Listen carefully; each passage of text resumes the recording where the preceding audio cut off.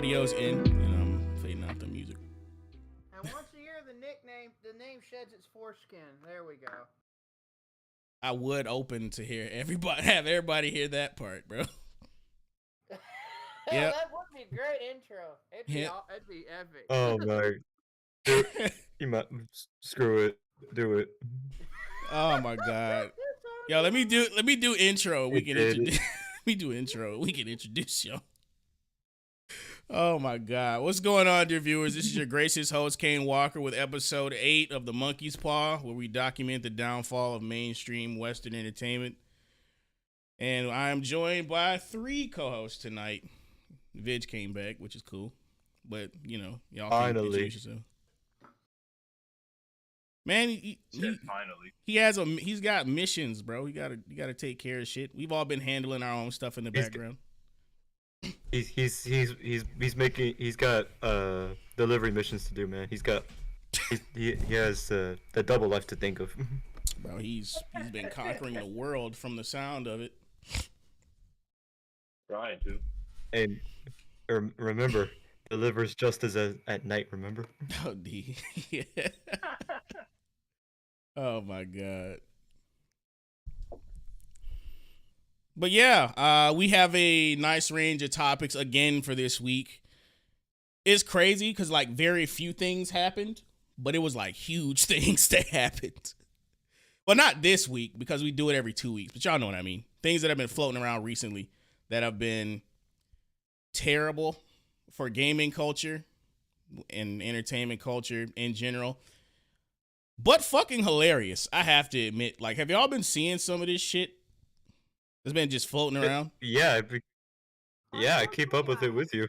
I don't know if it's fortunate or unfortunate that I haven't because I've been busy on my own little projects, but I'll talk about them in a little bit, but not right now. It's probably fortunate, bro. We about to open with one of the... We're about to open with the first one, bro. It's a good thing I don't have any razors laying about. Oh, no. Boy. Yeah, stay away from the sharp objects, dog. Oh. I don't have premium Clorox either in the house. So oh, God. Actually, we got 2 articles from the same website this time, which... Did we do that last time? Whatever. Anyway. I think we tried, but we didn't really make it to the next one. Oh, yeah. Well, this first one is going to be coming from The Verge, and it's detailing the leaks from Insomniac. It says, Wolverine part of massive Insomniac games leak after ransomware deadline passes. And apparently the name of this ransomware group is I can't pronounce that. The Riceta? Riceta? I don't know. I'm about to call them the Rice Fields in honor of Filthy Frank. They demanded $2 million before releasing the other 1.3 million files with employees' personal information and details on upcoming games. You know what's crazy is that pretty much the next 5 games they had in line were like leaked for the release dates. None of you should be worried about those release dates, and we're gonna get into why you shouldn't give a fuck about the release dates later. But what I want to know, wait, this isn't Sony that got hacked. I was about to open with that. This is just Insomniac in particular. Yeah, it's just Insomniac in particular. Yeah, okay. Never mind. I'll withhold that one. But getting into the article, it says footage of Insomniac's upcoming Wolverine game has started widely circulating on X after hackers published troves of internal data from its developer. To be honest, I don't know what YouTube is doing in response to people showing that footage, so I'm not going to show it. But I'm just going to go ahead and save y'all the trouble. That shit is underwhelming as hell. This is not at all like I wanted a fucking Wolverine game to play. When he hits people with his razor sharp adamantium claws, it's like they got hit with a wiffle ball bat, bro. It's like he's punching them. Like it's ridiculous. Like they gave it like they won. I guess they're trying to pacify the actual effects of what it's like would be like to be hit by those sumbitches. I mean, it's just like, oh, what's up, D-Live? It's just like they want. Here? Yeah. Oh no! Leave him alone. No! Don't do it. No. Oh, he's here. Oh no! Yeah, he's in the. Anyway. Oh my god, bro. Continue. It's like they're trying to make all the gameplay reminiscent of the new God of War. And the thing is, That's exactly what it is. I don't think that shit works for a Wolverine game. I just don't. Like, imagine the Batman Arkham games with fucking with God of War combat, the new ones, not the old ones. If it had the old style of combat, it'd be like the X-Men Origins game. Be better. Funny thing you mentioned that, because when I heard about the new game, I was expecting it to have the same hack and slash combat of the X-Men Origins Wolverine video game version. Man, that would have been nice, huh? That's what I was expecting. Nope. But no, they want to make it play like a mix of the Insomniac Spider-Man with God of War new game version, and it just looks. I can't even blame it on the Insomniac Spider-Man though, because that combat system works for that game. 1, 2, Spider-Man 2 was like the first superhero game to even incorporate a free flow combat system, which everybody gives that credit to the Arkham games, but they took it from Spider-Man 2. So, I mean. Yeah, they did. And that one Arkham game that had the Joker turn into this bulky, spiky behemoth. Yeah, that was Arkham Asylum. For the record, Arkham Asylum. Record, I am not shitting on the Arkham games. Them shits are fire. I have them all. They're great. But the credit for that game's combat system goes to Spider-Man 2. That's all I'm saying. That's all I'm saying. Did y'all have anything else to add before I continue? Nope. Oh. Just that I also have the Arkham games too, the whole collection. Yeah, they have them all on sale. And honestly, I could see why people mention like Arkham games a lot, because there were other games that were basically taking the same combat system, like Shadow of Mordor, if y'all remember that. Yeah, I'm not gonna lie, it was Shadow of Mordor definitely bit that combat system. I'm not even gonna lie. Absolutely did. It was fun though. Like, it had a mixture of the Arkham games with Assassin's Creed type elements. I liked it. No, not gonna lie, it was fun. It is good fun. But let's see. But I can't say I understand the mindset, is what I'm saying. Yeah, I got you. I'm trying to find my fucking place. Where was I? Hack on December 12th. I think that is where I was. If y'all want to look at that footage and see any of these links, I can probably see if I can post them in the description for y'all to see. But like I said, I don't know what YouTube's doing in response to that. So I'm gonna continue. It says, at the time, the group announced an auction price for the data starting at 50 Bitcoins, roughly 2 million, and a 7-day deadline to pay. Alongside level design and character materials from Wolverine, the leak seemingly includes several internal company presentations containing details on unannounced Insomniac and Sony games. Okay, so, well, doesn't this still technically count as Sony being hacked, kind of? Again? It's like a branch of the company. It's more like, and not like the actual headquarters got hacked. Fair enough. Property of Sony. Fair enough. Screenshots of internal spreadsheets and details on development and marketing budgets. God damn. Wolverine is reportedly named as the first in a trilogy of planned X-Men titles, with the second and third games due for. Hey, that's what they're saying, and I'm gonna tell everybody why they shouldn't give a shit either way. Anyway, no, I mean, go ahead. Go ahead. No, I was just kind of confused because I remember the leaks, and it was like Wolverine and then like 2-3 X-Men games afterwards, and I was like, wait, forgot. It was supposed to... They're doing the Marvel movie thing where you have like a Wolverine movie and then an X-Men movie. Oh my god, dude. Moving on. With the second and third games due for release before the end of 2029 and 2033. Respectively, according to Cyber Daily. There's also mention of a third Spider-Man game, a game based on Venom, and a new entry in the Ratchet and Clank franchise. I'm calling it Miles Morales 3. I don't care what anyone says. Nobody cares about that third game. Again, this is all gonna come to a head once I finish this article and go on to the next shit. It said Sony did not immediately respond to The Verge's request for comment on the release of the hacked materials. When Rysida announced the hack last week, Sony said it was investigating, adding that it had no reason to believe that any other SIE or Sony divisions have been impacted. Technically, Sony did get hacked again. The company has also been impacted by the Move It cyber attacks this year. God damn, they can't catch a break. In October, Bleeping Computer reported that Sony Interactive Entertainment had notified around 6,800 current and former employees of a breach that exposed personal information. The group behind that attack was separate from the latest Insomniac hack. Ransomware group Clop claimed responsibility in June. Sony's film division, Sony Pictures, was the target of a major hack almost a decade ago in 2014. In which personal information about employees and internal emails was leaked publicly in an attack believed to be sponsored by the North Korean government. This goes deeper than what we even know, apparently. That's interesting. Video game studios have been the... Go ahead.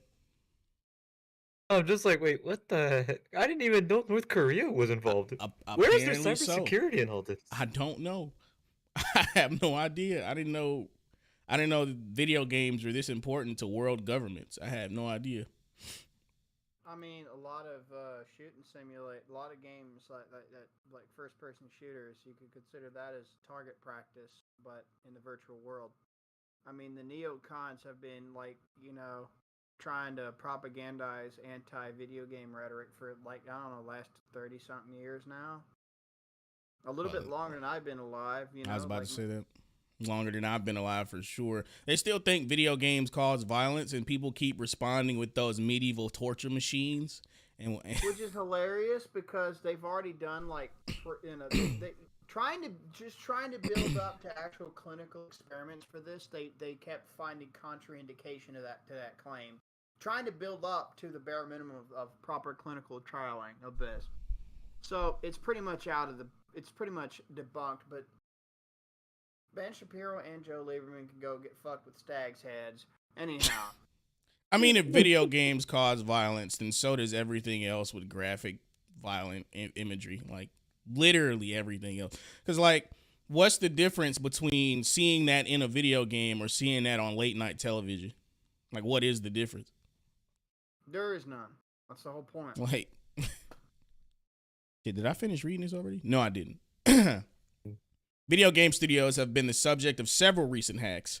Footage from Grand Theft Auto 6 was released online last year after being hacked by Lapsus $. Cyberpunk 2077 developer CD Projekt, Bandai Namco, and Riot Games have all disclosed attacks in recent years. Rysida was the subject of a cybersecurity alert published last month that was co-authored by the U.S. Department of Justice and Cybersecurity and Infrastructure Security Agency. That's a long-ass title.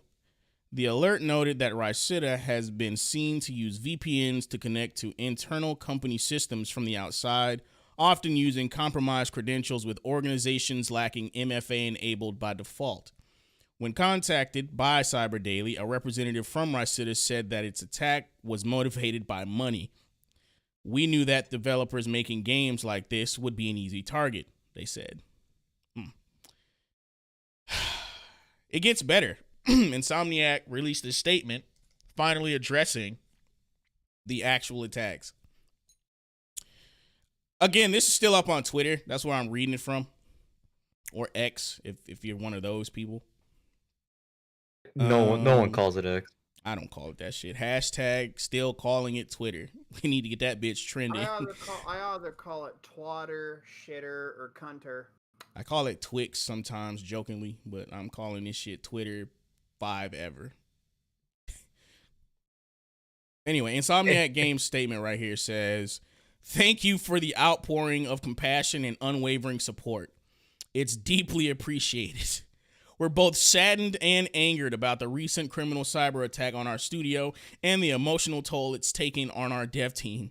We have focused inwardly for the last several days to support each other.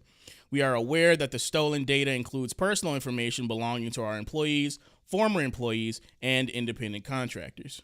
It also includes early development details about Marvel's Wolverine for PlayStation 5. We continue working quickly to determine what data was impacted. This experience has been extremely distressing for us. We want everyone to enjoy the games we developed as intended and as our players deserve. No, you don't. More on that later.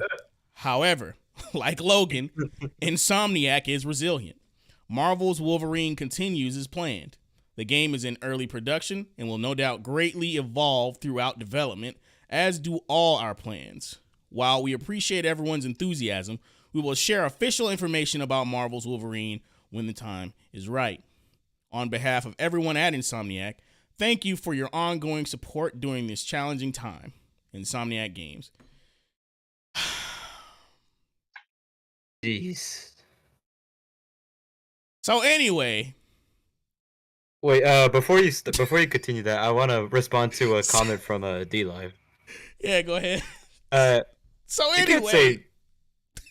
go So ahead. wait, you can't say mad people hate Miles' last suit. 9 out of 10 dentists recommend it. Shut the fuck up. Yo, Kyle went in on his costume. He's like, I cut my shit open like a tin can so everyone can know I'm black. That shit, no shit, does look like it got cut open like a tuna can, bro. Like, he's not even playing. Why is his hair hanging out? Like, what's the point of a secret identity? Like, and that shit sponsored by Adidas. What the That fuck, made no bro? fucking sense at all. Like, what Dude. Oh my, bro. make We're gonna talk more about that game. character that's worth the shit, then worry about the skin color, where they're clear in their ear or not. Oh my god, bro. We're gonna talk more about that fucking game because they're making him the new protagonist of the Spider-Man games. We saw that coming a long way. Right, like I've been knew it, bro. Like the stupidest thing is, Peter's like, why would the city need me when it has you? When it already What the has fuck? you. Like, what are you talking about? Cringe What are you talking? Cringe aids. Man, completely screwed Peter Parker. Like, what the hell? They did, bro. They had him apologizing. Why Okay. would the city need me when they have you? I thought one more Sorry, day shit. was bad enough fucking to Peter Parker. Just saying. I thought that was bad enough of a fucking. Bro, they disrespect this. They violate the shit out of Peter. Peter has been Spider-Man with no mentor, no instructions. Nobody taught him shit since he was 15 years old. The first time he fought an actual supervillain, that motherfucker humiliated him, beat his ass, and told him to go home. He had 2 broken hands behind that shit. It was Wilson Fisk that did it because his powers weren't developed. Like, bro, like, what the fuck do you mean? Why would the city need me? Like, you've been doing this shit on your own for, like, the better half of, like, what? What is he, 26 in Insomniac? So about... 526.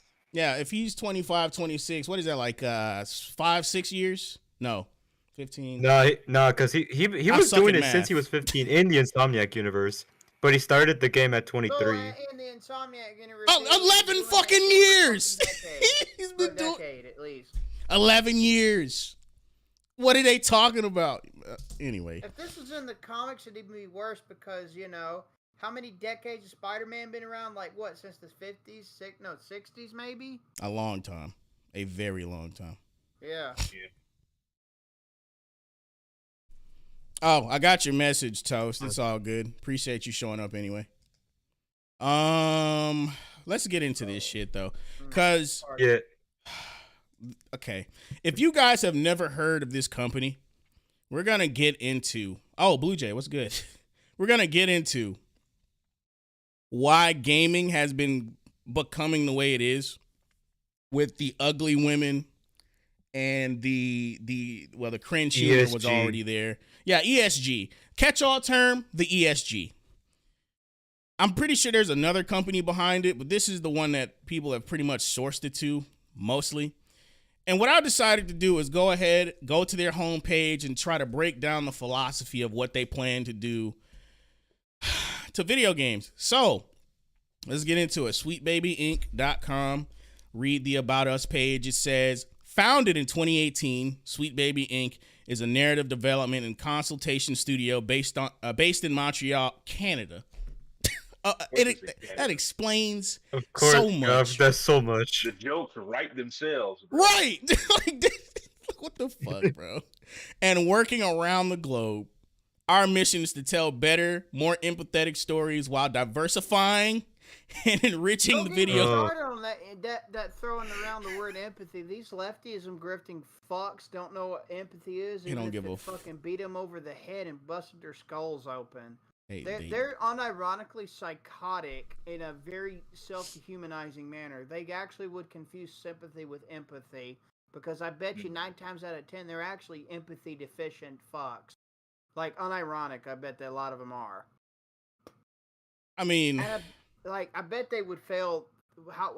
Whether it was emotional empathy or cognitive empathy, I bet they would fail on both accounts. A lot of these fucks. I'm willing to bet that. I got a couple pennies on my desk and a quarter. So who wants these if I lose? Oh dear. Oh, I'm a cheap bastard about bets because I don't usually believe in gambling. But in this case, I'm pretty sure I got it in the bag. That's why I got these. You could probably bet your life savings. No, that depends on who we talk to, anyways. Can get them if I'm wrong. This is literally the part, like, while diversifying and enriching the video games industry. There's the shit, lovely. We aim to make games. Go ahead. Right there. Go ahead. That's like the. I was just saying that's like the thesis right there. That's there it is. The quiet part out loud. That's CRT and CQT rhetoric and fucking emotional manipulative shit right there. All right there. We aim to make games more engaging, more fun, more meaningful, and more inclusive for everyone. Yeah, there it is. Quintuple oy vey.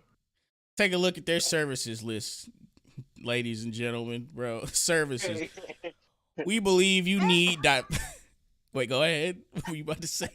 I already see representation right there. Fuck me. Bro, just let me read it. I know. The buzzwords are jumping out at you, bro. Like, we believe we believe you need diverse voices to solve diverse problems. Sweet Baby Inc. provides narrative consultation at any stage of development, boasting a talented team with vetted industry experience to best bring your story to life. Writing, this is literally the Dave Chappelle skit of modern problems require modern solutions. It's literally that. Representation and development. My lord. AKA taking these philosophizings and using them as a source of grift tactics through corporate market grifting. There, I just summed all that up for you. I thought you were going to say cultural Marxism again. Well, it is, but I don't have to repeat it. It is critical cultural analysis theory and Marxian cultural hegemony. It is both. But we're right-wing conspirators for saying the truth. Gaslight, screech, screech, screech. Listen, today's conspiracy theory is tomorrow's truth. No shit. That's how honked we are in this world. Just take the clown pill. I had to take the suppository and it fucking hurt. The clown pill. We're all clown pilled. I took the suppository pill and it hurt the worst. I hate you. Why did you say that? Why the clowns though? Clown pill. We realized that the world is lost. Basically, but not really. Well, we can fight back, but you know what I mean. He's being funny. That's what he's. Yeah, I'm not. I mean, Clussy Fever. If it's wrong, Stop! I want to be right. No. God.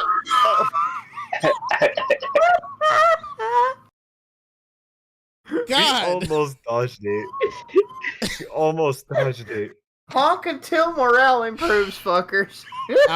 Outreach. New and marginalized talent can change this industry if given the proper support. We want to provide this through our outreach programs. Do I even want to click this resources button? You may as well. I fucking knew they were gonna. Motherfucker. I was wondering when they'd say, "I'm a marginalized." Wait. We gotta get into projects after this. I gotta show y'all. Yeah. We gotta get into projects. Yeah, after you saw this. that. Oy vey.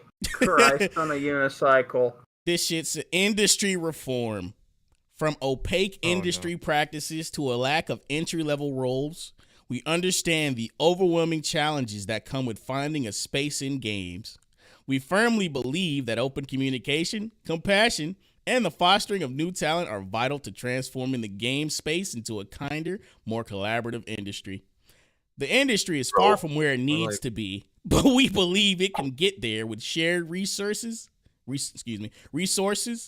diverse talent, and transparent industry dialogue. Like, while you ignore the swaths of disappointed customers telling you what they want, like, fostering new talent, they're fostering parasites. Well, yeah, absolute parasites and worse.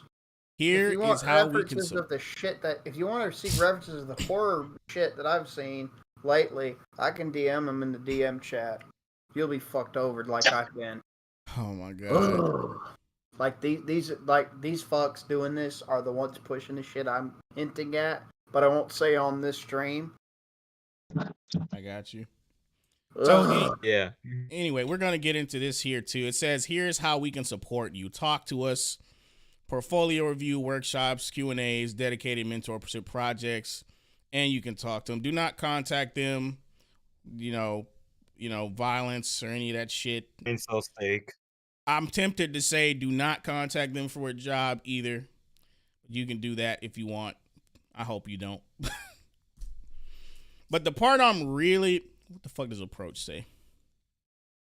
Wait, you already read that.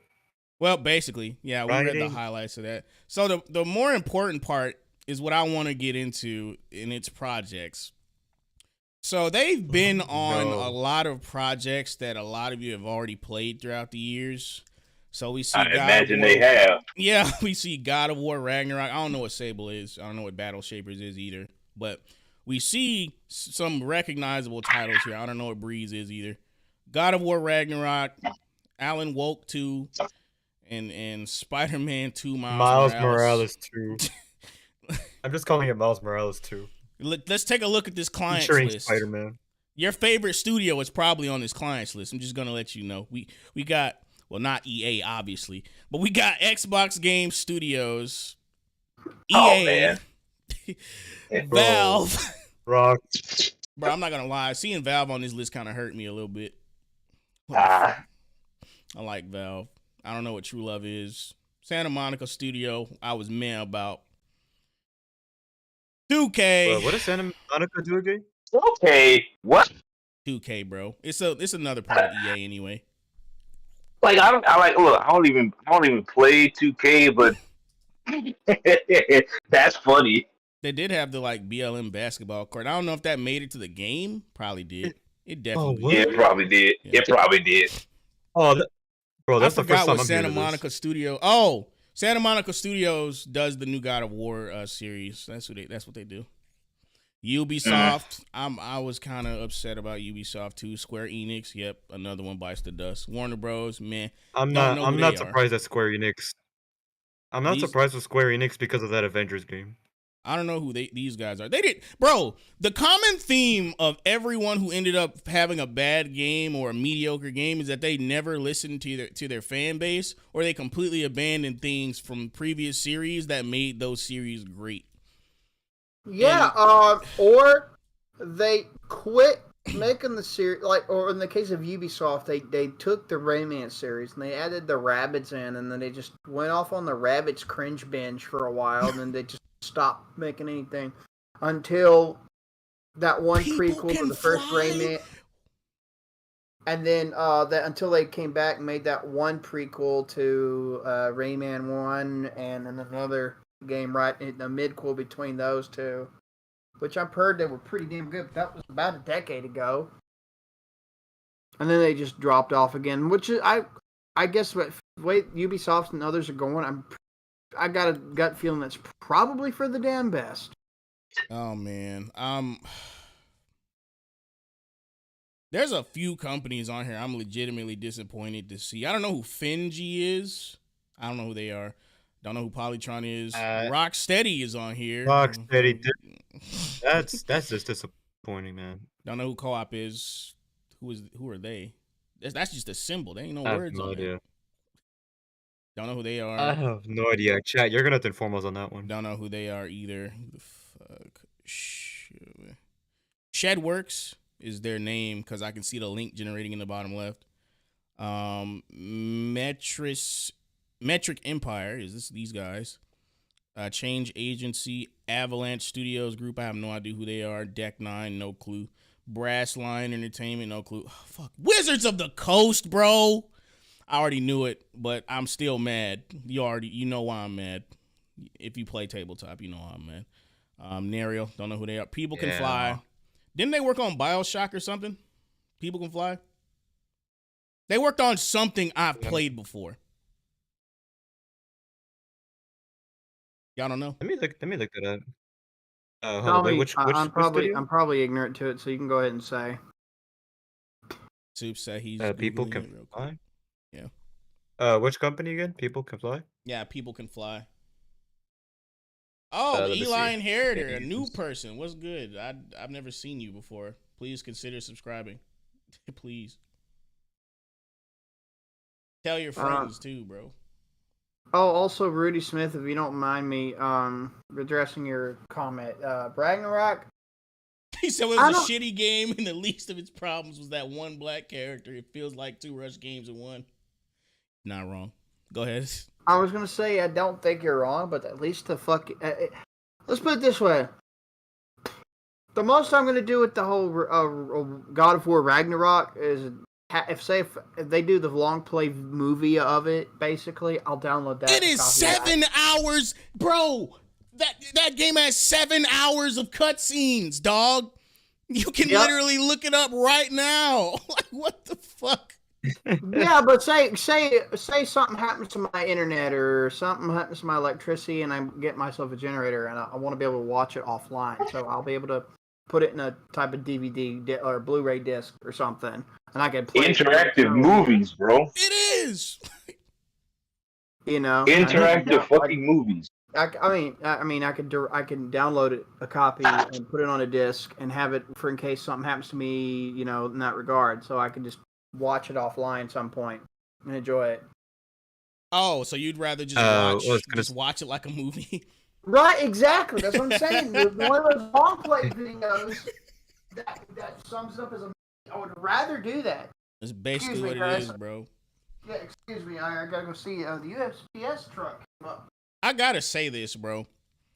I have to say this.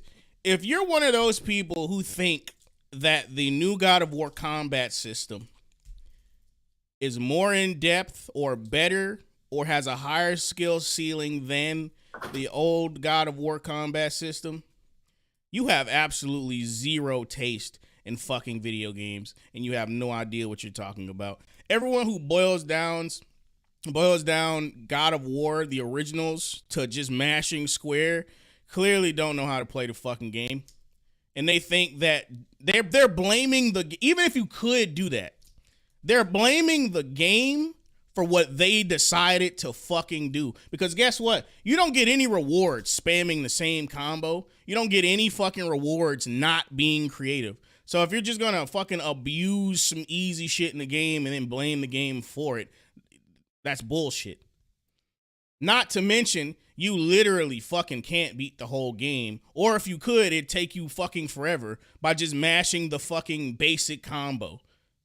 You can't do it. Play on any difficulty higher than easy or normal, and you will get fucking flatline. Like I've played hours worth of all 3 God of Wars. Like, I know what the fuck I'm talking about. Like, in theory, which is the game people like to compare it to, Devil May Cry, you could beat the whole game just spamming Rebellion's 3-hit combo. But is that the fucking game's fault? No. Like, it's ridiculous, bro. I came back, looked up People Can Fly. No, they're not. I don't see BioShock on their website. They worked. What the fuck did they work on, man? Like, I know I've seen them before in a game I was playing. Surprisingly enough, I keep seeing 2K when I'm looking up developers for BioShock. Don't know who Echo Software is, or Eco Software, Echo System. I don't know who they are. It's probably supposed to be pronounced like Echo, but K. Nah, you're good, Wes. Juvie Productions have no idea who they USPS are. came in and well, somebody's gonna be making a video about how he made his home spiced rum soon. Oh, I know what you're talking about. Don't know who Glitch Games is. Don't know who Remedy is. Don't know who Panic is. Don't know who Raw Fury. Don't know. But either way, though, like they've been on some prominent games, and their influence is spreading because I'm pretty sure they had something to do with whether it was them or BlackRock, which I have to look them up. I might be confusing them with another company that does real estate, and I have to fucking do the research on that. But ESG is coming from specific sources, and this is just one of them. And that's why I'm telling y'all that you shouldn't really give a fuck about the Insomniac leaks, because the only thing they're going to do is take games from your favorite companies and water down and cinematize, whatever the fuck the word is, the experience. They're going to remove... Bro, eventually the games are just going to play themselves. Like, that's basically what it's going to be. The game. Oh yeah, that's definitely gonna happen. No controller required. Like, no, seriously, that's what they're doing. And you know what's fishy? There's a document. There's like a documentary made by this one dude. I think he's from France or from some Eastern.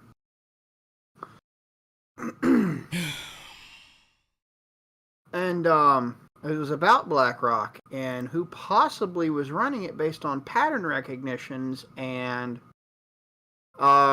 he hinted at a certain, according to the UN, is now a dirty R word to mention that name.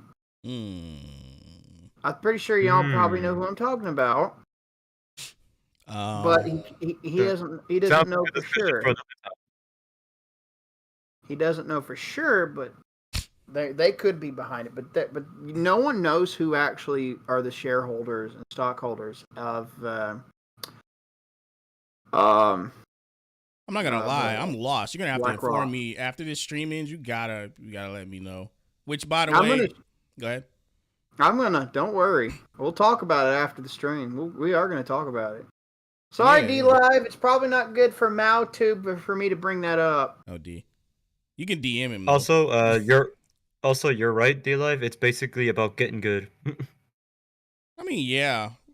I just hate how people boil that game down to just mashing square. Like, it's just so fucking dumb. It just shows how trash they were at the game and what difficulty they preferred anyway. Like, it's retarded. All the fucking mechanics in that game, and they boil it down to square. Like, what the fuck? Like, it's ridiculous.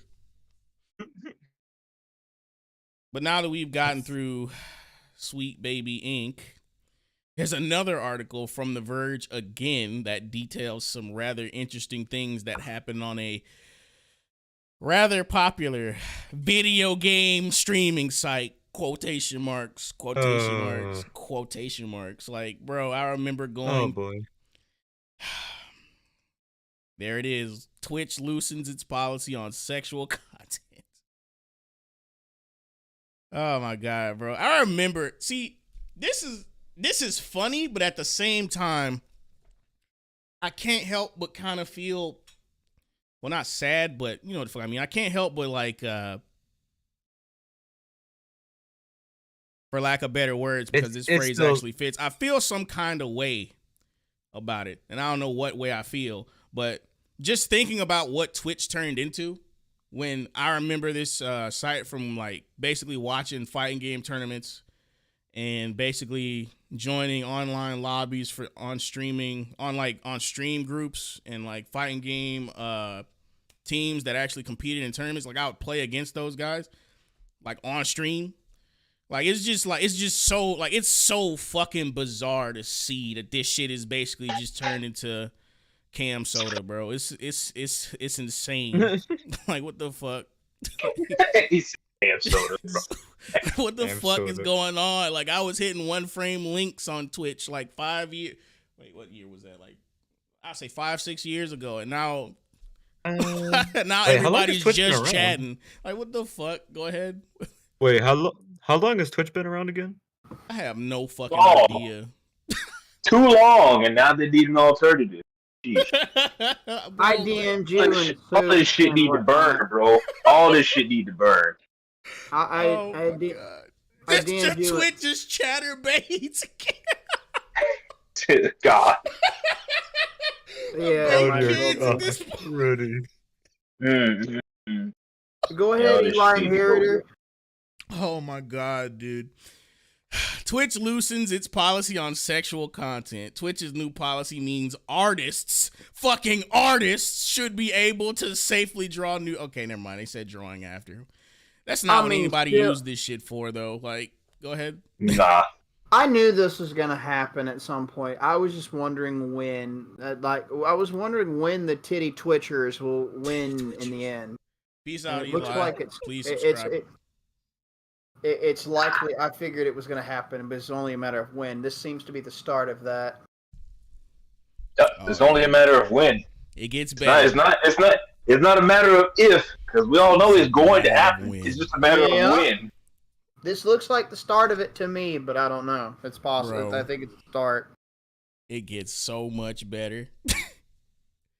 Oh no. Oh my God. Twitch is updating the way it responds to sexual content. As part of the change, the streaming platform will now allow some previously prohibited content as long as it has a label to warn viewers. Twitch has long struggled with those minors moderating are gonna obey content. those warnings. What? I'm sure those minors will obey those warnings. I'm Right, sure they would. because you never lied about your age to make a fucking YouTube account and not have to do age. Get the fuck out of here, bro. Like,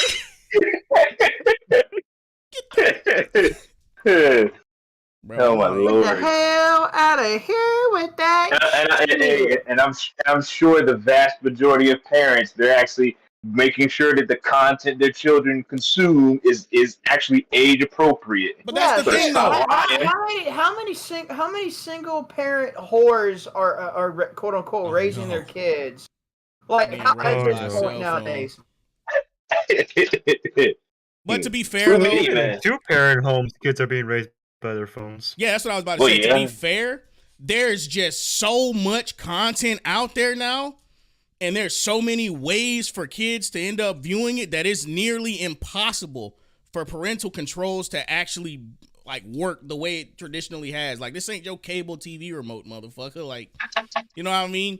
Right. Like, people Yeah. have like smartphones at 8 years old, which I have a problem with that. I think Oh, I kids do too. I think kids should have to wait to get a cell phone until they're at least 15, because they really 15 don't. or 16 for me too. For a smartphone, 15, but like for contacting your parents, get them a fucking flip phone. They don't need all that goofy shit. And not only that, but you could check out Harry Serpanos' channel. Not to blatantly plug, but the dude's fucking banger. I advocate all you listen. He's got a lot of content. There's a shorter video uploading channel he has called it's made for him called Harry Serpanos Clips. Anyway, he's actually the one who inspired me to get blue light blocking sunglasses for evening time. So because blue light from them screens foobars your circadian rhythm and keeps you neurally entrapped and wired to stay up. It's the blue light that does this shit. That's just one physiological problem that it will put upon kids. Well, to be fair, Just that can one. also happen with white light. But I mean, they're staring at a fucking blue screen in the dark. So I mean, no. That's just Yeah. one physiological problem screwing up your circadian rhythm. That's just one of many. There's more physiological evidence coming out about non-ionizing radiation and ionizing radiation above what the bare minimum doses we ancestrally got is possibly getting more likely to be harmful too. But I mean, don't get me wrong. When you're not wearing grounding and suppressing gear and you're working on those Wi-Fi towers, you're gonna get cooked like you're in a microwave anyway. Yeah, radiation is still radiation. Yeah. Well, yeah, it's Well, technically, it's the dielectric heating that caused by it, because when it either passes through you or warps around you, but when it hits you, before it does either one, it's going to heat up your body in that region where it hits the most, and that's how microwaves work. Same deal. Yeah, that's also a reason why a lot of dudes who work on those towers end up having like low sperm counts and testosterone problems and. Yeah, because their body's redirecting their nutritive and antioxidant resources to fight against the inflammation cascade that comes from that damage from basically cooking yourself. How the fuck did I follow that entire Whoa. that word salad, bro? I understood everything you said, and I'm still confused. Like, what the fuck? It's like you're the scientist from Back to the Future. No, but seriously, yeah, your body I get what he's redirects- saying. I get what he's saying. Yeah, so your body redirects its nutritive and antioxidant stores instead of making sperm and all these other things. It redirects them to fight that problem that causes. No, I understood what you were saying, mode. but you said so much, like so many big words in a row. Like it was like, never mind. Fair enough. Wes, you would That's make not a an problem. excellent I college just thought it professor. was funny. What were you saying, Suze? I'm just saying, like, I get what he was saying, and honestly, some of that stuff was new to me too. So, yeah, I'm learning more here than I do in school. Damn. Yeah, they're not going to teach you this shit in school. Well, I mean, no, for they're sure. not. But they don't even teach you understanding. They want you to retain, not retain and understand. That's a big problem. But this is what happens with a monopolization of what's supposed to be called a fucking education. The monopolist structure that makes this possible is incentivized to not teach you enough to be self-sufficient. It needs to survive somehow. This is how that works, you know. That's how This this is why works. we need to have like a fucking bullshit day and not just because like a lot of our tangents are fun, but like we have a subject. Sometimes I want to listen to you talk more about it, but fuck.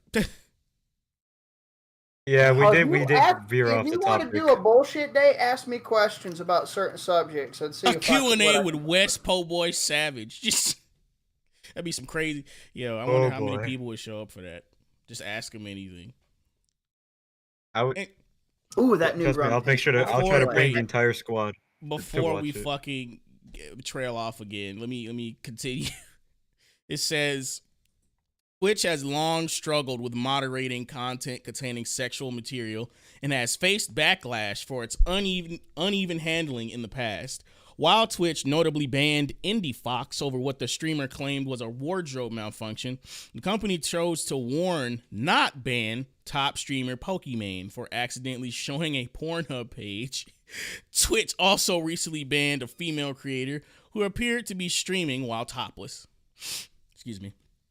The platform will now allow deliberately highlighted breasts, buttocks, or pelvic region if the stream has a content classification label, CCL, which Twitch launched in June as a way for creators to warn users if their stream contains sexual themes, gambling, vulgarity, or other mature content.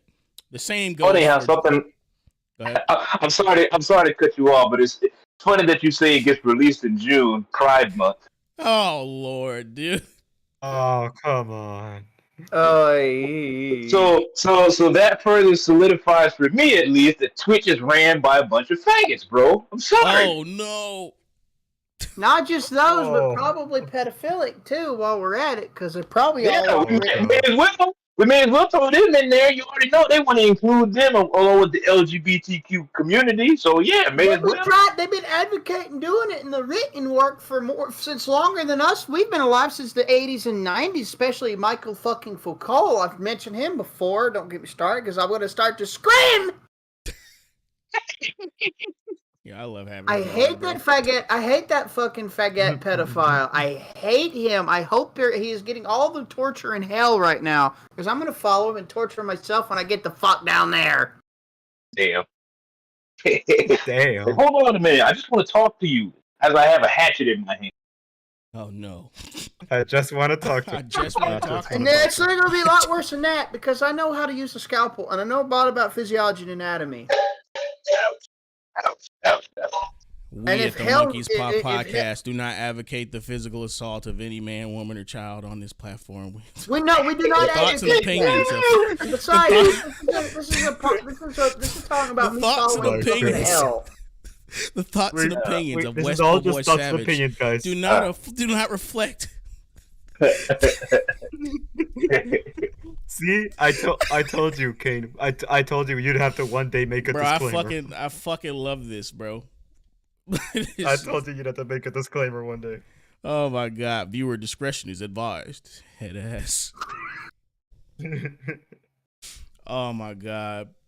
That's some cutting the caffeine's really fucking with me too. Where the fuck did I leave off? Oh, the same goes for drawn, ECL. animated. No, I read past that. I ended on mature content. Sorry. No, you're good. The same goes for drawn, animated, or sculpted, fully exposed female presenting breasts and or genitals or buttocks, regardless of gender. Moving on.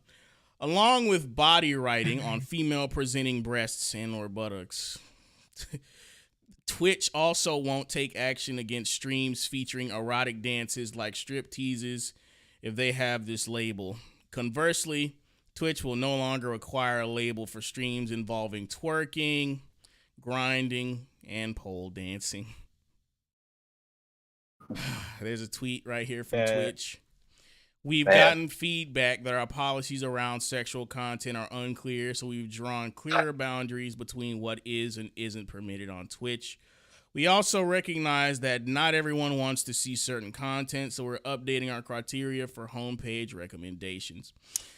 Angela Hessian, Twitch's chief customer trust officer, says the platform updated its policies after receiving consistent feedback from streamers that they were confusing and that it can be difficult to know how their content will be interpreted. What does that even what does that even mean? I don't know. How do I interpret interpret exposed tits and ass? How do I interpret that? What am I supposed to interpret that as? Like, how am I supposed to interpret when a bitch shows her butthole on camera? How am I supposed to interpret that? Like, my lord, it can be difficult to know how their content will be interpreted. Like, what? It can't be that difficult, bro. You're either playing Call of Duty fully clothed or not. Guys, I'm just gonna say something that only a select few people that may be watching this will understand the reference. What? If it's a piece of paper, it could be whatever you want.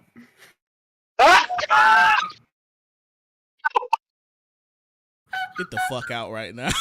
Get the fuck out of here. I'm just quoting. It's just a reference, guys. This is what the fuck, bro.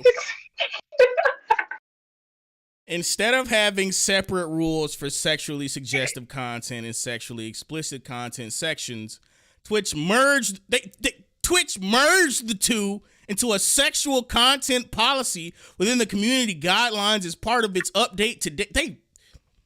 They merged that, so that shit was just on the homepage. It was just Wow. Okay. I didn't think they would do that, bro. Okay. Just wow. Interesting choice. Hessian says the former sexually suggestive content policy was out of line with industry standards and resulted in female presenting streamers being disproportionately penalized. Bro, this shit is about to be funny as fuck when I show you what happened after this article, dude. Like, although Twitch is loosening some of its restrictions on sexual content, it doesn't open the door to sex games, sexual violence, or porn. Twitch maintains... Sure? No, they're not. They're not. Twitch maintains that those are entirely prohibited. Entirely? Are you sure? Users won't see mature streams on the homepage. Okay, never mind. Okay, it wasn't on the homepage. Any live streams with labels indicating drugs, intoxication, or excessive tobacco use, violent and graphic depiction, gambling, and or sexual themes won't appear as recommendations on Twitch's homepage. Users can still search for labeled content or find it directly on a creator's channel. This doesn't mean streams containing mature rated games will be removed from the homepage, though. Twitch handles them separately. It detects when users are playing games with a mature rating and automatically applies a mature rated game label instead. You can check out the FAQ about the change, which includes more context on why Twitch made this update at the bottom of Twitch's blog post. I don't need no more info as to why they did it. Or you can just look at this. Oh no. Immediately after doing all that shit, effective today, we are rolling back the artistic nudity changes. Moving forward, depictions of real or fictional nudity won't be allowed on Twitch, regardless of the medium. This restriction does not apply to mature rated games. You can find emote-specific standards for nudity and sexual content in the emote guidelines. We aren't making other changes to the updated sexual content policy. Not until y'all lose more money. Bro, how long did it last? I have to know. How long did it last? Huh? What, like a week? A week? Was it like a week? Was it? It was pretty fast. It was, bro. It was like I heard about that shit yesterday, and the very next day they were like, "Yeah, no." Sick. I remember, like, it's a Gundam video coming out about it, like, what, 3 days later? Or I'm checking the actual updating our approach to do this. This was on the 13th. I think this is outdated at this point. Oh. Yeah. Oh, poor D-Life, man. That's rough. Yep. Adult nudity. Yeah, that's a really rough experience, D-Life. What did he say? He saw a chick playing Skyrim with their, personalities out. Hell nah, bro. Not Skyrim. Why is he acting like he's traumatized? Why the fuck were you clicking? Never mind. Not Skyrim, bro. Yeah, not Skyrim, the traumatized. one that's got the Poonie mods that you can just. But yeah, when I thought about it, I was like, well, yeah, people make mods to be able to do that shit in game. So somebody actually streaming that shit, yeah, that doesn't surprise me at all. Yeah, we basically Skyrim is all that. good.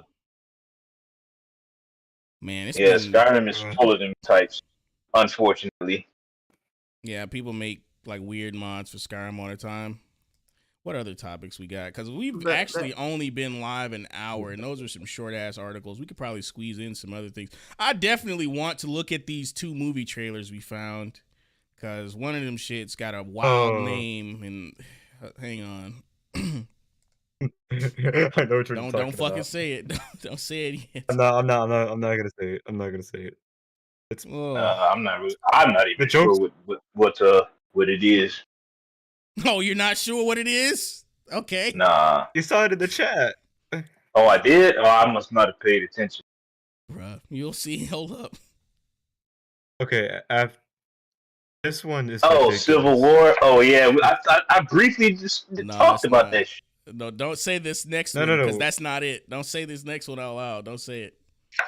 Don't say it. Don't say it. Oh, wow. What the hell? Don't say it. Not yet, bro. Oh man, now this just play this trailer already. This shit is. All right, before we move on to the next article involving Godzilla -1, which, by the way, if you haven't seen that movie, you might not want to stick around for this next part. I understand. But before we get to that, we're gonna watch 2 movie trailers. We're gonna watch 2 of them. Matter of fact, I'm not even gonna have both of them up at the same time. Hold up. So yeah, this first one we're gonna be doing. Hey yo, chat. Let me know if the audio is messed up for y'all. I hope it's not. It shouldn't be.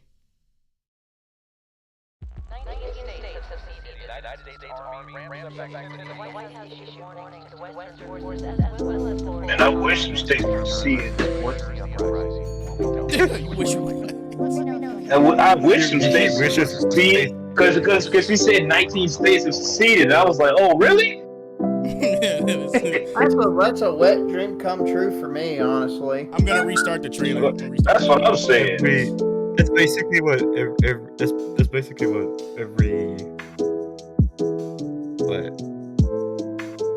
Nah, I'm gonna start the trailer. Never mind. You might have to shut off your autoplay if it doesn't come up after. I think music was fucking playing still. I don't know. I know your autoplay for your video is on, so. It is? Yeah. Let me turn it off. All right, let me know how the audio sounds, guys. Clear for me. Yeah, it's good. All good for me. Yeah, I'm good here. Nice. Let me know if you want to try anything. I guess there's like a pretty huge civil war going on all across America. We just try to stay out. With what we see on the news, seems like it's for the best. Of course, they're going to try and depict that shit. Citizens of America, the so-called Western forces of Texas and California. Oh my god. Why the fuck is Texas partnering with California? Of all places. You already know that's unrealistic as fuck.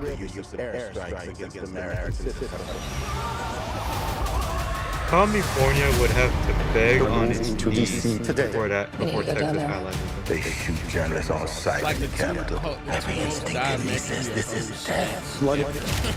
Even though both of Every them time still I show for survive that a one war particular zone, state in I the thought I Middle was East, I sending a won't say warning the name of it else. because the UN will be screechy Don't about do that that. too. But here we Yeah. are. There's some kind of misunderstanding here. What? Well, you're American, okay? Okay. This dude's What kind of glasses. American are you? That's so retarded. That's some downy You know. fucking specs right there. No one would wear that in camouflage uniform. Nobody. The Western forces will reach the There's White House no on July military 3rd. with any sorts of respect would have glasses like that. No.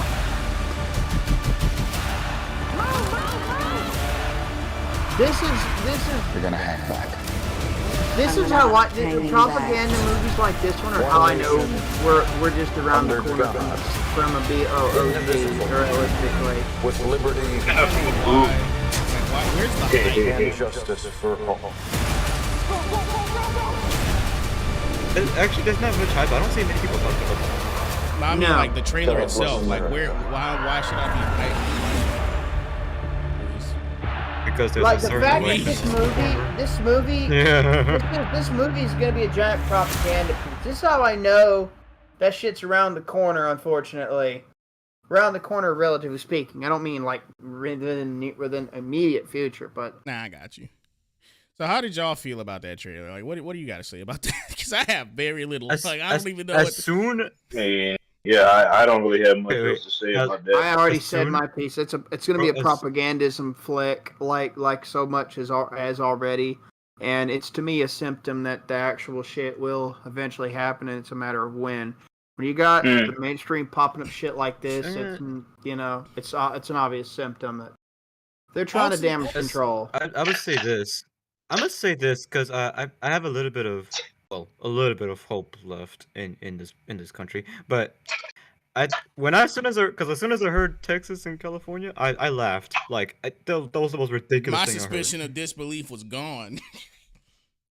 Yeah, and also, to me it doesn't sound because it doesn't come off as like an inevitable. It's more like it's what they want, and because they've been trying to push that for like the longest. I don't think And so. I don't think, I don't think they've been. and I don't think it's gonna happen yet, even though I know why it's in the talks. It's Because like one of the certain worst elections forms around of the alternate corner. history ever. Like it's so on the nose. You know, I mean, it feels very current day because it's something that's being postulated right now. It's not them going back to the fucking American Civil War, like what they did with Sleepy Hollow, and having a dude from the American Civil War be reborn in modern times and having entwined fate with the horsemen of the apocalypse or something. You know what I mean? It's nothing like that. It's just and honestly, what people don't realize, the mainstream does this weird back and forth, like they push like separation and Civil War sentiments this on is one very side. divisive for no reason. Like they push that one moment, but then they damage control against it because they know who's they know it's almost as if they want to push it, but at the same time they don't want to deal with the repercussions of it actually coming out. You got to always understand. They want all the rewards, none of the consequences. Right, that's it, exactly. So they don't really push for such a thing. They're not really pushing for it, because if they didn't, they wouldn't be damage controlling. They wouldn't be damage controlling and backpedaling and labeling people as militia violent extremists that actually want to go back to the Constitution. They wouldn't be labeling people that just domestic citizenry as terrorists and all that. They wouldn't be backpedaling like that if they actually wanted it. They'd actually be doing some other shit. This is also one of the I most think I can agree with that. out of touch. It's also like one of the most out of touch Hollywood movies that like, or I guess not so Hollywood, but like it's the most out of touch thing. Just from the get go, you could tell that the people making this movie know what the actual the current landscape. I'm just trying to Where the figure actual out energy why I is at should be here. excited about this concept. Like, you know what I mean? Like, what's interesting, or how is this escapism? You know what I mean? How? Yeah. How is this escapism? It's not. It's not. It's not. It's propagandism. It's the most horse shit propagandism of like, okay, this is you want a civil war, you got it, but here's what's going to happen, and this is what we think's going to happen. That's what this whole thing comes off to me as. Because, like I said, you wouldn't be peddling the sentiments and then backpedaling after, like back and forth, and then calling the opposition side that wants the same thing, whether secession or a BOG, terrorists. You know what I'm saying? Because you see, that's what they do. Yeah. Well, yeah, they call you a terrorist, a conspiracy theorist, an anti-vaxxer. They call you whatever the fuck they need to call you in order for them to be right. Yeah, so they peddle the sentiment one moment, but when you peddle it, they'll call you a terrorist and all this other shit immediately after. So I don't believe that the peddling of it's legitimate based on that, because if they would be escalating it too. I don't know. And they wouldn't care about labeling everybody else that wants the same. Who the fuck is the target audience? Like, who wants this? I don't know. It seems it's just a propaganda piece that's like half-assed. You know, that's what it comes off as. Speaking of shit nobody asked for. All right, go ahead. Kind of like that Obama movie that's being made. Wait a minute. There's an Obama movie being made. I don't even want to fucking talk about that if it's real, bro. I don't want to talk about the crank fucker either. Even Joan Rivers could see that. None of y'all heard that one? No, why would I be looking for an Obama movie? I wasn't looking for it either. It just popped up in my feed. Jesus Christ, dude. From who? If you want to talk about someone that just rehashed a lot of fucking FDR and Herbert Harding Hoover BS and then made it worse and grifted off the black community and then just shot him down and like, fuck you too. That bastard's the epitome of a fucking corporate grifter. Holy shit. Damn, even Wes is shitting on Obama for selling out. I mean, never mind. I don't even want to get into that. He never sold out. He never was legit anyway. You know what I mean? You know what I mean? Yeah, that's true. But you know what I mean. But I don't believe there's a reason racist jokes exist. It's supposed to appeal to the absurdism of the concept and make it a laughable subject. That's the point of a racist joke. The point is that it is ridiculous. Exactly. It's absurdist humor. It's shock value humor. But if I'm gonna call out, I'm trying to try to be consistent as a human being as I can about calling these kind of bad faith behaviors out, you know. But I don't know about you guys, but I've seen too many images where there's a big old knob in the crotch region of Michelle's dresses. I can't unnotice shit. Oh no! This is before AI, so they can't even fall back on it, bro. No, you can't fall back on AI either. Like, something's going on, and them shoulders are bigger than mine. Like, what the fuck? Bro, can we change the subject? I'm not seeing an Adam's apple. We're going off. Can we change the Hey, subject? Yeah, let's go ahead. I'm actually got another stretch mark across my eyes. I got another. We could segue into that other trailer you were talking about, Kaine. Yeah, this is related. You know what's crazy is that this is kind of related. So yeah, I'm glad the title is cut off because I'm hoping that they show it in the trailer. I'm just going ahead and let this one rip, bro. Like, let's just watch it together and see what happens. Welcome to the American Society of Magical No way! No fucking way! No fucking way! Hey, we can't scream during the trailer. We can't. Holy shit! We can't. We have to listen to the trailer, man. There's no fucking way, dude. We have to listen. We have to listen to the trailer. We gotta listen. We have to sit through it, bro. We can't just shout over the trailer. Oh my god. No Wes, we gotta keep it together, bro. We Wes, gotta. Calm down. Oh D-Live is losing his shit in the chat. Oh my god. I'm cringing to the point of tears. Bro. Holy fuck. Dude. We gotta do this. Oh, fucking kill me already. Hilarious thing bro. I've already seen so this. For Blue Beetle, it was let's taco about it. Is it let's Negro about it? Like, oh god. Let's just play the trailer. He said, "I don't believe you." Okay, let's. Okay. Welcome to the American Society of Magical Negroes. Shut up. I know you can feel their discomfort, Aaron.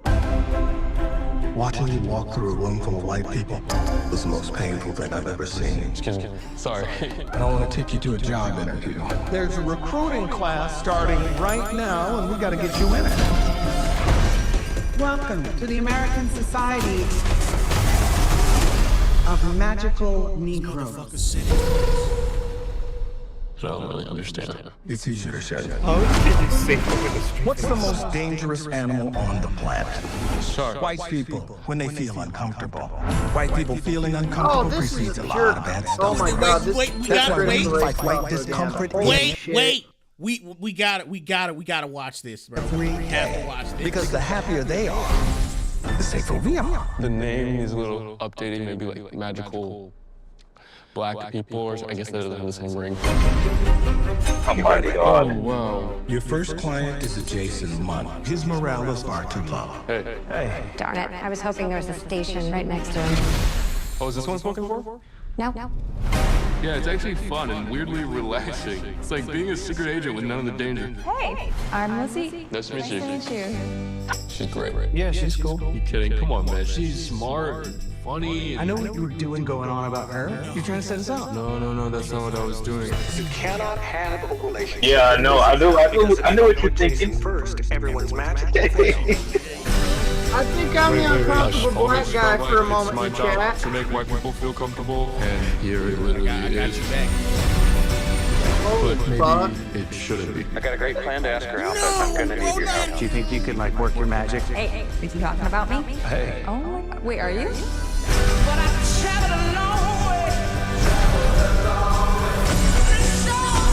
Someone to defy the society. Who was it? You didn't let her go like I told you. If you interfere with her or your client, you could have your memory erased. You won't even remember she existed. Even though we might never see each other again, I need you to know that what we had was real. I'm curious to see how you're gonna make it out of all this. Oh my god. No, nothing else. One trash movie after the next. You see what I mean, bro? Like, what the fuck? So we got a CRT grid. We got a completely full blown out in the open CRT grift. Not like the subtle, half-ass subtle one with furries like Zootopia. We got the full out one now, and it might as well be a shitpost flick. Bro. What the? It's official, folks. Wes Savage of the Derpy Redneck channel turned into the uncomfortable darky for a minute. Holy shit. Bro, they use my boy, bro. I can't believe this. Oh. Fuck. I forgot his name, though. Shit. It was the Netflix version of the movie. Or was it Hulu? No, it wasn't Hulu. Which movie are we talking about? That cringed me to tears, unironically. I have to find it later. Shit. Hang on. Vidge knows. This is hilariously bad. He knows. This is hilariously bad. I don't get it. Like, not even like it's so bad it's good. It's just bad. What do they plan to accomplish by doing this, bro? White tears? Like, what the fuck? It's just blatant. This is just rehashing of the fucking early Hollywood back when it was blatantly communistic out in the open. Like, it's just a rehash of this shit now instead of just the original commies. Now it's the progressivists and the post-Marxian critical tards. That's what it is now. But it wasn't like even. It was the wrong movie. I'm retarded. It was the. I searched the wrong movie. It was yeah. He knows. It's from the Get Down. I can't. Why? Oh my god, bro. I have no words for this shit, bro. Like, what, from the title to the concept to the shit. I might as well bring it up. The interracial love interest. Like, this is why do you gotta emphasize the interracial love interest like it's forbidden? Do you know how many fucking mulattoes I've encountered in person these days? It's not that frowned upon no more. Also, that's not the thing. It's just like, for some reason, it's more like it's occurring more often in media than just black couples. Right. Which is fucking the weirdest shit. Like, on its own, it might be benign, but like, why? Like, I'm not wrong for noticing the fucking trend. They're politicizing the mixed couple shit. When you search up white couples, it's weird. On like Google and other search engines. Do y'all have anything to say about this film? I'm just dumbfounded. Like, I don't even. What is this concept supposed to be? Like, Well, I clearly see what type of propaganda piece it is. I've already said it. That's the only thing I got from it. That it's propaganda. Like, the substance of the film, I don't know what the fuck it is. Like, there's magical black people. Something about white people's morale and like. They have to keep white people happy or something like that. I don't even know. keep the crackers happy. I want to see. Them. It's like keep the crackers happy. I almost want to.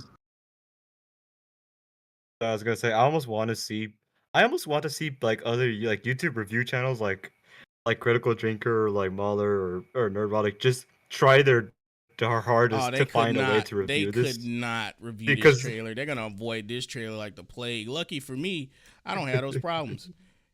When this shit drops and people start putting out reviews, first of all, I'm not watching that shit. I'll read the articles, but I can't stomach that film, bro. I'm not doing that. I don't think any of us here can, because it's so fucked. Like, Like I said, I was the uncomfortable blackie for a minute there. What the from just seeing this shit, I was cringing so bad. Not blackie. You could have said something else, bro. Sorry, You said dark earlier, no? Yeah. Like, what the fuck, dude? Oh, D. I can't. I don't know. Like I'm trying to be humorous, but around this subject. I can't think of it. This is about to be the most awkward segue ever because that shit really just mind fucked me. Like I don't even know what. I think it mind fucked everybody, but I sifted through it, and saw what at the core what it was. It's CRT propaganda. That's just gonna make more tensions. Oh man. Whew. I can actually read this article now. Like. I'm sorry, guys, but like, there's nothing pithy, there's nothing poignant, there's nothing. There's nothing educated I can say about these trailers, bro. They're just bad. Like both of those trailers that we showed you back to back were bad. Are those independently produced films? Because I can make an interesting point there. I don't know. I don't. The first one, Civil War, is made by A24. I'm not sure if that's an independent one or not. All right, well then I'm gonna take a hypothetical stance and just say if they are independent, being an alternative is not enough. Like we've learned that if anything, it is not enough. No, you have to be vigilant against these types of propaganda pieces and actively defund them. You actually want. If you want to kill racial tensions, you advocate everyone leave each other the fuck alone and voluntarily transact and meet up and hang with each other that way. I mean, it's not even about racial tension, just like what other people try to sell you like as an alternative form of media. You should be watching what they're trying to sell you because you're looking for escapism. Like you're looking for escapism. You're not trying to. You got to actively be vigilant against this propagandism. Is what I'm trying to say. But this was a more racial centric propaganda. That second trailer. Yeah. That's why I brought that other point up already, along with this, because of the second trailer. That shit. Wes, you are right. We have to be vigilant, right, Vig? Please stop. I knew somebody. We had to be vigilant. I knew somebody was gonna do it. I'm fine. I let me have this. I cringed just as badly as you guys did. Bro, like. All right. Well, this next one is gonna be coming from wordonfire.org. And shit, I believe this was a review of Godzilla -1 with spoilers. It says the powerful human drama of Godzilla -1. Says here, as soon as the credits rolled. Man. Say what? No, I'm just like saying, oh man, I fucking love this movie. Was this the one with spoilers? If it's not, it doesn't matter. I'll just find one with the spoilers in it because I do want to. I want to get into the spoilers of this film and talk about why I liked it so much and watch the horrible taste of those two trailers out of my fucking mouth. At least with the Argyle trailer, it was bad for a different reason. Like, it was a refreshing kind of bad. Like, the other two are just bad because they're just shitty propaganda. Like, it's so fucking terrible. But anyway. Right. As soon as the credits rolled for Godzilla -1, I knew that I had seen a truly special film. It is, quite simply, a tour de force of movie making, a cinematic triumph. I say this not only as a lifelong fan of the Big G, who grew up on a steady diet of the giant monster adventures known in Japan as the kaiju genre, but as someone who savors the movie-going experience and respects the power of film to tell compelling stories in a way that no other medium can quite match. Excuse me. Godzilla's filmography includes everything from the haunting nuclear allegory of the original 1954 classic to the campy monster mash of the 2021 Hollywood spectacle Godzilla vs. Kong, which cheerfully abandons any pretense of to high cinema. Excuse me. In Godzilla -1, director and writer Takashi Yamazaki successfully recaptures the power and pathos of the 1954 film by grappling with the searing trauma endured by post-World War II Japan as that nation came to grips with the appalling cost of its imperial aggression. It's impossible to This properly... movie was absolute cinema. Oh, it was really good. Like I said, I'm gonna get into the reasons why I liked it after this article, because like there's a lot. Like, it's so fucking good. It's impossible to properly discuss the themes of this movie without delving into some crucial aspects of the characters and plot. So I urge you to see it in theaters if at all possible before reading my analysis. Yeah, this is where I stopped last time. So this is actually, this is the one with spoilers. Right. And since I've seen it, I got some of my own points as well to add to it. Oh, yeah. And for Now those that I've of you seen watching, it yesterday, I can go into this with y'all. For those of you watching, spoiler warning, if you don't want the movie spoiled, leave now and just catch this on the playback after you've seen the film, because this is the final segment of the show anyway. How long have we been rolling? About an hour and a half. That's pretty good. And I will, yes, D Live, it's fucking great. It's worth it's your not fucking good. money. It's not fucking good. It's fucking great. Okay. It's sad though, because it's the best movie of 2023, but it's not saying much because there's literally no fucking competition. Like, none. Like it's like close to $6 million in budget, and then bam, it does it just as good as all these multi-$100 million flicks, and it catches everything that made 1954 the 1954 and the American edit at expansion 56 great, and it just goes beyond. But we'll get to that soon. I got my own takes. I've been a kaiju weeb since I was like a fucking child. You know, I wouldn't... Go ahead. You done? Yeah. I wouldn't understand why certain people want their competition to be good as well until I realized how insulting it is to actually be good at what you do just to win by default. Or just, like, beat somebody who clearly isn't on your level. Right? It takes away from the work you put in to be so great. And that's why I feel for this movie, along with some video games that came out during this year and last year, because like they clearly deserve what they've earned, but it's not worthwhile because the competition is so ass. You know what I mean? Like it just takes away from the achievement. So like I feel for this movie on that front. Like there should be more competition. Like it shouldn't just be Godzilla -1. It should be some other shit. It should have at least been like 3 or 4 other movies from across the planet. At least. Exactly. Like it's just And I like to see this from like outside of the competition, because like I just love seeing this for what it is and just comparing it to like previous Godzilla movies in the past, you know. I was gonna do that very thing. Already in the modern time, it beats everything, and I like Five Nights at Freddy's, but it's got nothing on this, you know. Yeah, I was about to go into that comparison analysis of elements I've seen it draw from in my own time when we get to that. Yeah. Keep going, Kaine.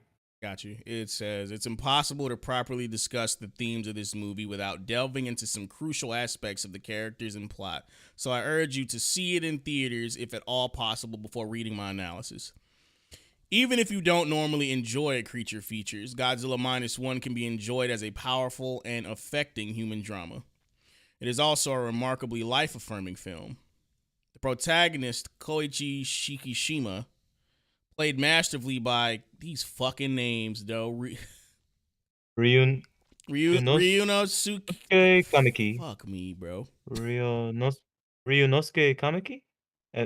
Ryunosuke Kamiki. Thank you. Fuck. I'm sorry. If there's any Japanese people that happen to see this, I'm so sorry. I'm so sorry.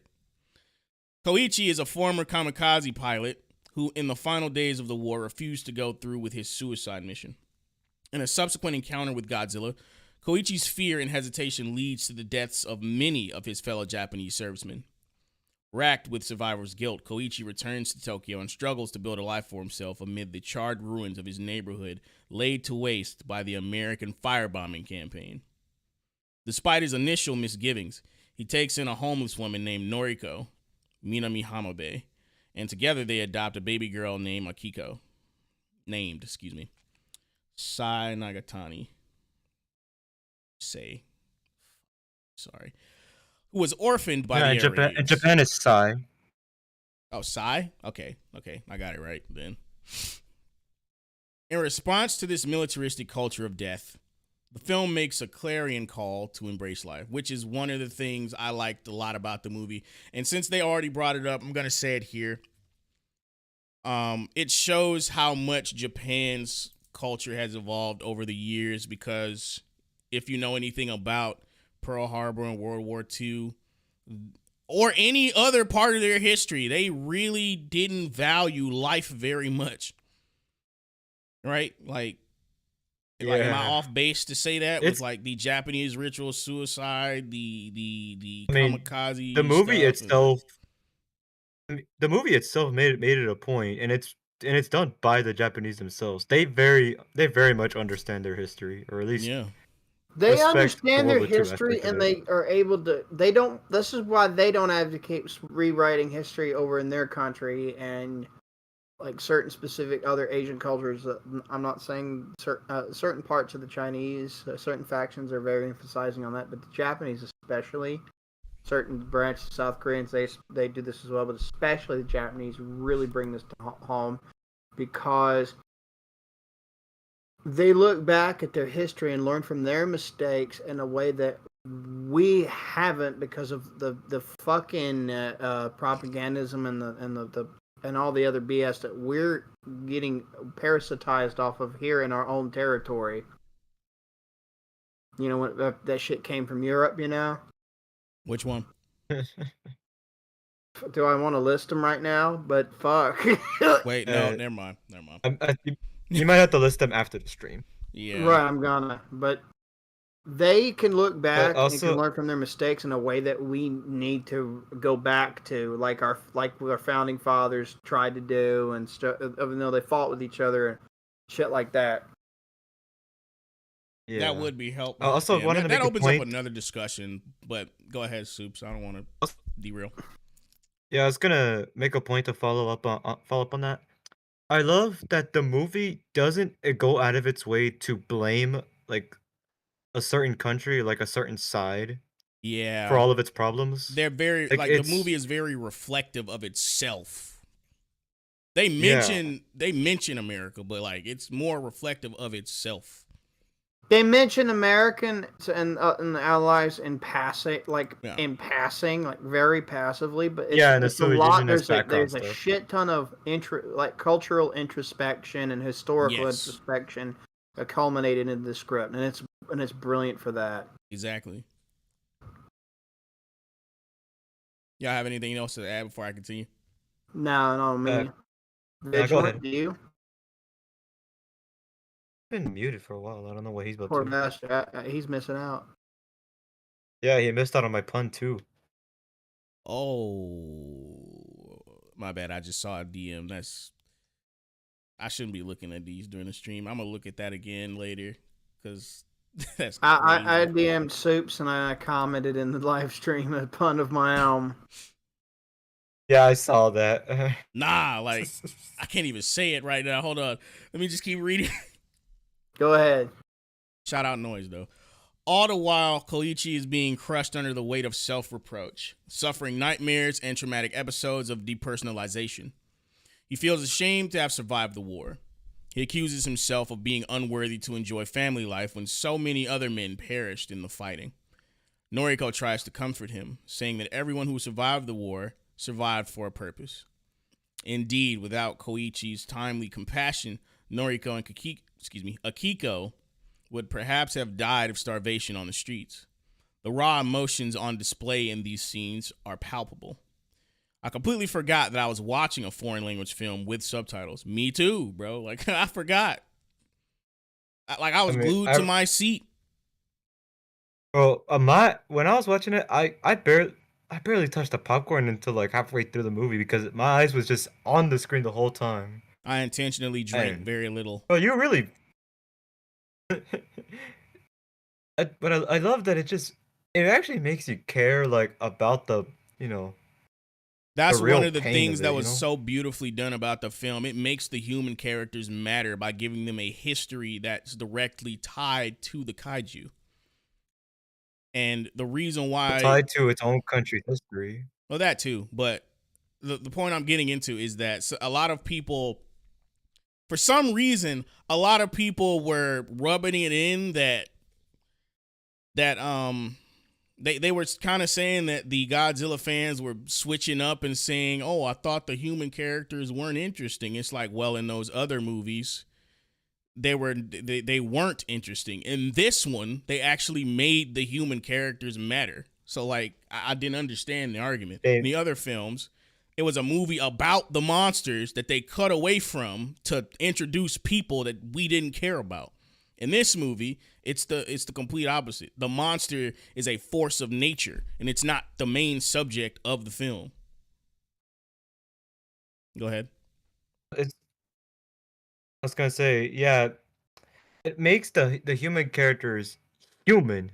Like they're genuine people. Like even so much so that even like the regular, like outside the main found family, they like all the military people in the movie. You know, like what they went through in that.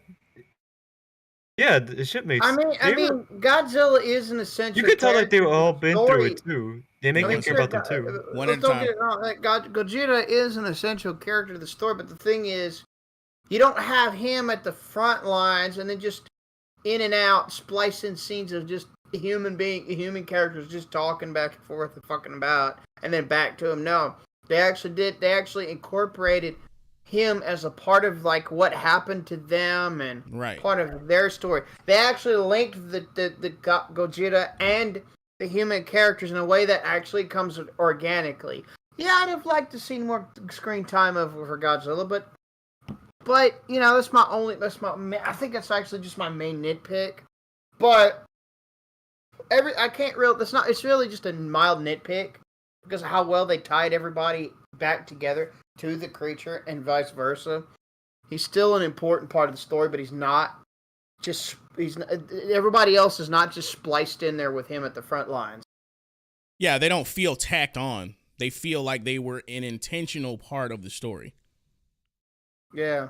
The only time I think I've seen that was like Godzilla versus Space Godzilla from the Heisei era, as well as Godzilla vs. Destroy, and that fucking movie had me crying when I first saw it as a kid. I have to watch that movie because it's like one of the best of the classic films of Godzilla. That was for my Godzilla history. I've only seen like I think it was a 2014 like Godzilla when they tried to do that little reboot where like they barely even showed Godzilla himself for the longest. I don't even remember. And then there was then it was Shin Godzilla that was directed by the guy that does Evangelion. Yep. And now I like that one, but now that I watched Godzilla Minus One, I almost don't want to watch any old Godzilla movies anymore because this one just did it for me, you know? I might go. It did it for me, but I still like to harken back to the better, like the best of the Showa era. I'm gonna be blunt. The 1956 Godzilla, the King of the Monsters edition of the original movie. That's a good one.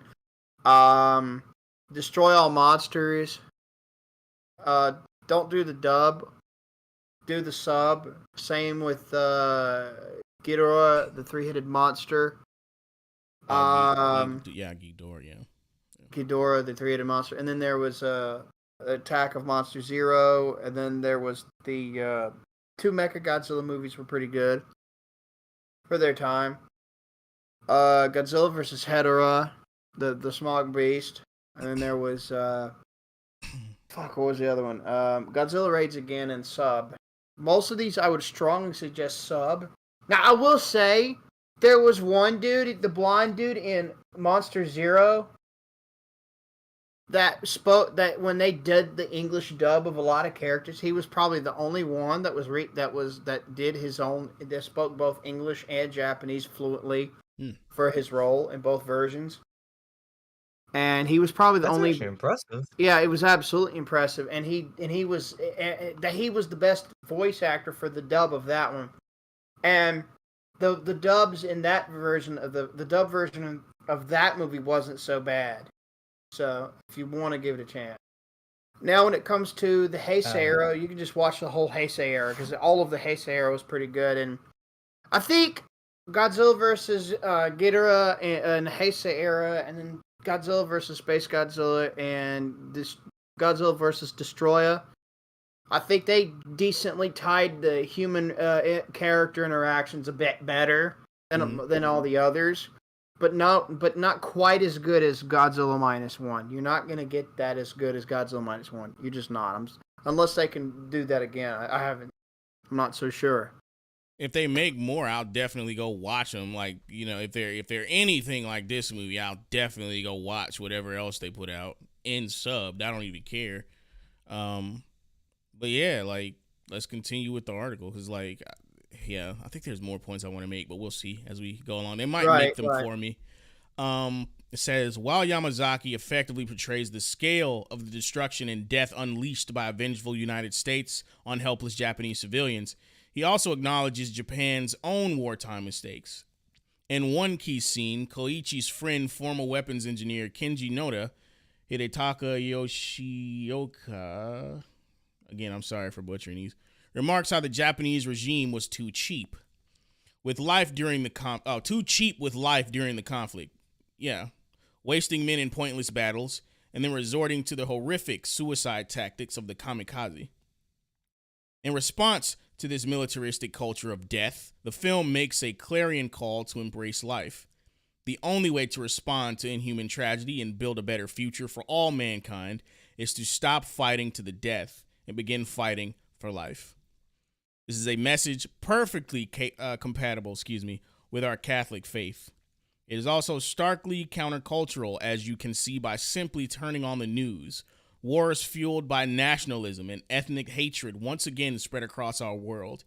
In the increasingly post-Christian West, grisly procedures such as abortion and euthanasia are promoted as ways to humanely end suffering by ending life. The shocking rise in the suicide rate in America testifies to the fact that many now see no other response to suffering and pain except despair. But as Catholics, we can witness against the spread of the culture of death by becoming, to paraphrase the popular prayer attributed to St. Francis, instruments of God's peace, sowing love instead of hate, pardon instead of injury, and hope instead of despair. Godzilla -1 does not shy away from depicting the ugly reality of human misery in a fallen world, nor does it offer easy answers. Evil is all around us, both in the form of human evils like hatred and war, and natural evils like hurricanes and earthquakes. Indeed, what is Godzilla itself but a blend of these two evils, a walking natural disaster made far more potent and dangerous by man's misuse of atomic power. But as the film demonstrates in poignant fashion, such evils do not have the final word. We can choose to live life to the fullest in spite and in the midst of immense tragedy and suffering. This choice to embrace life, the choice to cling to hope, is indeed the lodestone of the film.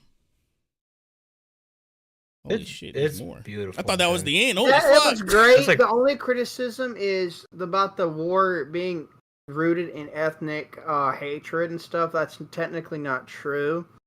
It's actually rooted in unfair and unethical competition for resources, but what they would use religion and ethnicity and ethnic hatred and distrust and all that to quote unquote justify their resource pursuits as a grift tactic. That's actually the majority of what causes wars, not religion or ethnic hatred, but these were grift points at some point. Those are part of it, but like once governments get involved, yes, they, what you explain. It depends on the wars you're talking about. They can be, but the majority of wars, it was about resources, and the racial or religious or cultural differences came up at a later point. That's for the majority of wars. I'm not saying it didn't happen, but the majority of wars, these factors came in later and added fuel to the fire. Yeah. By the way, that's not the end. I thought it was, but here's right. The But rest. still, that's the only criticism about that piece I had to say. There is only one part of the movie I myself had like a small nitpick with, and that was like at the very end of the movie. but I don't want to say. I don't want to say what it was because Is that? I mean, I know we're already going into spoiler territory, but I don't want to. That's a pretty big. That is a much pretty big spoiler. That's one. And actually, also, most of the people are gone. I think the only person in here is Wes anyway, so you could probably say it. Wes, are you the? Is that you? Are you? Oh no, I mean for the audience. I mean just for the audience itself because I want them to see the last part. Yeah, I got you. I want to talk to you about that because how the fuck are you? Hey, I'm still here, by the way. I know you're still here. Hey. You just weren't saying anything. Did you have something to say before I continue? Oh, me? No. Oh, you said no? No, I didn't have anything to say. I'm just listening at this point. Nah, I got you. We're in the final stretch. It says, just when Koichi seems to be settling into a new domestic tranquility, Godzilla returns, mutated into a skyscraper-sized monstrosity by the American nuclear tests. The creature wreaks apocalyptic havoc. Conventional weapons are like toys against Godzilla, which uses an atomic heat ray to sweep away all before it. Believing Noriko to have been killed in Godzilla's assault, Koichi sees no reason left to live.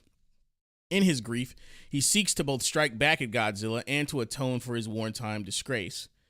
He resolves to fly a solo kamikaze mission against the monster in a last-ditch bid to kill it once and for all. Koichi successfully flies his prototype aircraft packed with explosives into Godzilla's mouth, causing the monster's heat ray to overload and destroy it from the inside. But at the last moment, Koichi uses the plane's ejection seat, finally making peace with his survivor's guilt and choosing to live for little Akiko rather than sacrifice himself for revenge or honor. During the celebration that follows the unlikely victory, Koichi receives a telegram. All right, before I read this next part, this is the final spoiler warning because this is a huge spoiler. If you have not seen this film, stop here now if you have not seen it. Get the fuck out and go watch the film. Leave because this is the part I was talking about. Abandon all hope, ye who enter here. Like I'm dead serious. Like this is the last one. Well, take care, D-Live. Take care. Peace out. It's been great having you as always. Yeah, man. Go watch that film, dog. Peace. All right. So I know exactly what it's about to say. Koichi receives a telegram and rushes to a hospital with Akiko, where they find that Noriko is in fact alive. Family embraces, reunited in astonished joy as they prepare to face an uncertain future. The ending of Godzilla -1 is a brilliant example of a catastrophe. Is that how you pronounce that? I've never heard that word. What is that? I think it's we'll have to Google it together. Not right now though, but of a catastrophe. I think I know what it is. Not sure. To borrow a term coined by J.R.R. Tolkien in his landmark essay on fairy stories, Tolkien defined eucatastrophe as the joy of the happy ending, or more correctly, of the good catastrophe, the sudden joyous turn. Eucatastrophe does not deny the existence of the discatastrophe, of sorrow and failure. The possibility of these is necessary to the joy of deliverance. It denies, in the face of much evidence, if you will, universal final defeat, and in so far is Evangelium, giving a fleeting glimpse of joy beyond the walls of the world, poignant as grief. I'm going to have to dissect that quote later, bro. Whether he consciously intended this or not. Go ahead. I was gonna say, I think I get what Tolkien was saying, but go on. I'm going to have to dissect it. Whether he consciously intended this or not, director Takashi Yamazaki has tapped into the power of eucatastrophe in a way I have seldom seen in contemporary science fiction. Godzilla -1 is an extraordinarily human story. It is a story about men and the monsters we make. It is about grief, guilt, trauma, and the stark horror of total war.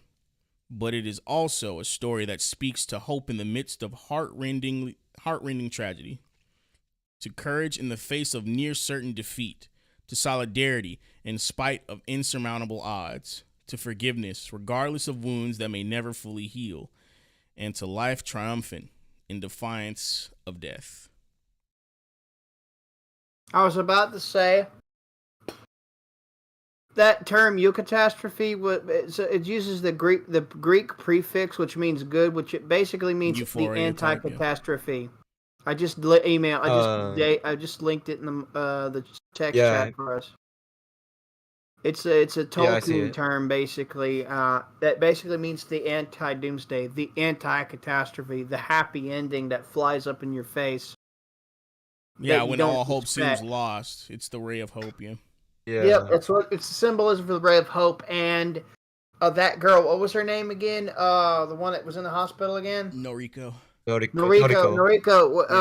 She was the symbol of that, even though she had that little bit of even though she had the marks of Godzilla across the back of her neck and shit, which basically means which basically leaves a potential for a lot of potential for whether she gets controlled by him or if she just takes the healing factor and it helped resuscitate her unintentionally. It's a lot of hope. It's an open ending basically, but it's still a ray of hope from it. On top of the egg, if you know what I'm talking about. Yeah, I know what you're talking about. Yeah. Honestly, I always saw that and I was like a bit conflicted about that because I was like, wait a minute, she just got flung back by the force of a nuclear blast, along with the rubble that flew in right after her. Suspension of disbelief. Yeah, it's like okay. The guy she was deserves critically injured. I can buy that. She was critically injured. I can buy it. It's a slim chance of survival, and those do happen. This movie didn't really mess with your suspension of disbelief too much. So I can forgive that. Yeah. That healing factor, what's likely happened is some of Godzilla's blood hit her or something. Sharing that healing factor upon her. It could have. I mean, I'm not gonna lie. That's the only realistic explanation for having those Godzilla shaped marks across her neck, like that shaped. Yeah, they definitely mean something. Yeah. So that's pretty interesting there. All of the elements, this movie shined a bright new light on all the core elements that made the original Godzilla movie and its expansion in 1956 so good, and just polished them and brought them forward, made them come forth all anew. Yeah, and if you actually look at the fucking irradiated, mutated, resurrected Dino, you can see he's actually pissed off humanity. We don't really get a lot of those. We don't get to go inside Godzilla's brain very much, like we do with something like the Hulk or you kind of do like you do in some elements of the Heisei era. You do, and some of it's indirect, some of it's direct. And you did get there's some of it starting with Ghidorah, the three-headed monster in the Showa era, and you do get to see glimmers of his capabilities of intelligence in the Millennia series, as well as the Showa and Heisei. So you get to scratch the surface of his mind at some degree in the earlier series. This one, it's a bit left up in the open, but all you can see in him is I'm pissed off. I'm pissed off. Yeah, he just wanted to destroy whatever he came across. That's essentially what he wanted. To me, I didn't really see extreme misanthropic, which is funny because he's not human. Like I didn't see hatred as a motive for him. It just seemed like he was behaving as an animal would. But that could also be the writers. It's a natural thing for him. Yeah. I was just thinking he was acting like an animal would. I always saw it like his peace was disturbed because of like the nuclear testing. That too. It came up as like retaliation. That's always been a theme with him too. Like it's always been a theme with him. He can recognize the military vehicles too, so like, yeah, you know what to target. Like like Godzilla versus Ghidorah, from the Heisei era. That was another film that got the fucking had me a little moist-eyed because Godzilla recognized that one general from back in '54 that saluted him and left. You remember that? If any of you seen that movie, Godzilla vs. Ghidorah, 1992? No, I didn't watch any of the old Godzilla movies. I have to go see them. I have to watch them. Watch that one.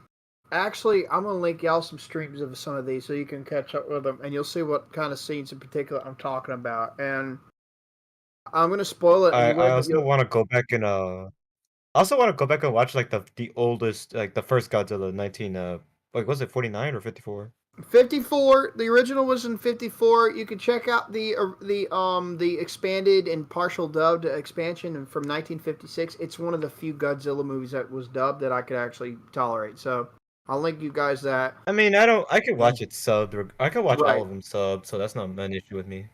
Right. So I'll link a stream search that I have found. I won't say where on the stream itself, but I'll link you guys that. Cool. Well, we can continue this discussion after we shut down the stream because we're 2 minutes past 2 hours, which I mean, we went like for 2 hours and 30 minutes last time. Right. Yeah. Yeah. Yeah. I mean, I like keeping it at about 2 hours. If we go a little bit over, it's fine. But yeah, because we're out of topics and Is there if this movie was so good, man. It's one of the best I've seen in a long time. What were you saying, Wes? Is there if I make a closing statement about on my behalf before you end it? Yeah, go ahead, man. You're up here giving your time. Go ahead. All right, guys.